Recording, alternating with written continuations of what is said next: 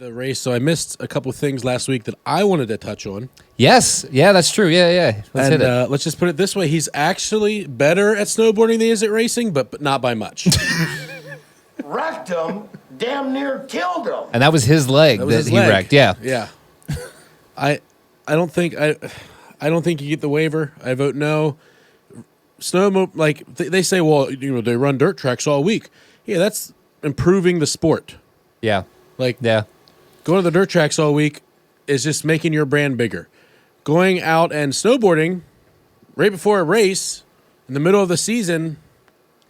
So that was an issue that I really didn't expect to be controversial, but because my original opinion was give him the waiver, whatever. He's being active, that's great.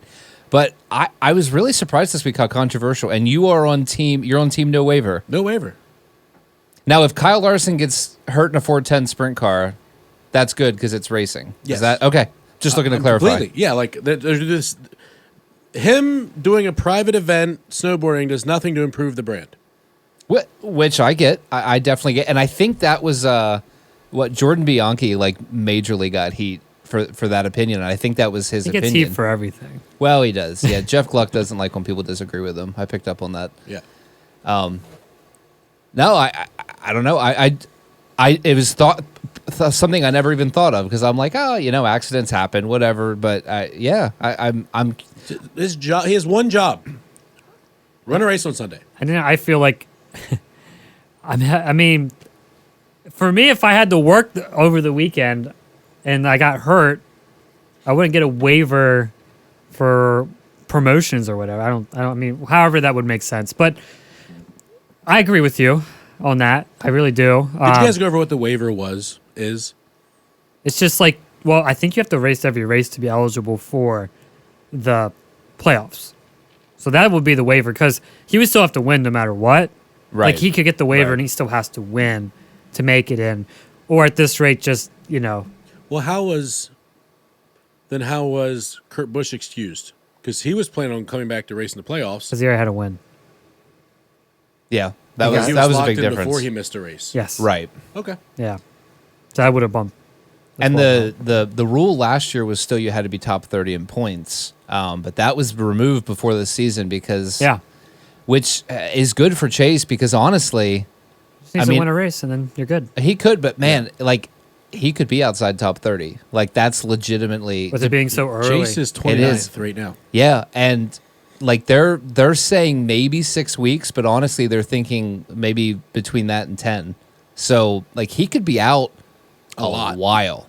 So he may be rocking with Cody Ware in points or something like that. So he's got to come back determined. I think he's going to win a race. I don't Cody see Ware that not is actually happening. the first driver above Travis Pastrana. Unlike Ty Dillon, who still hasn't passed him.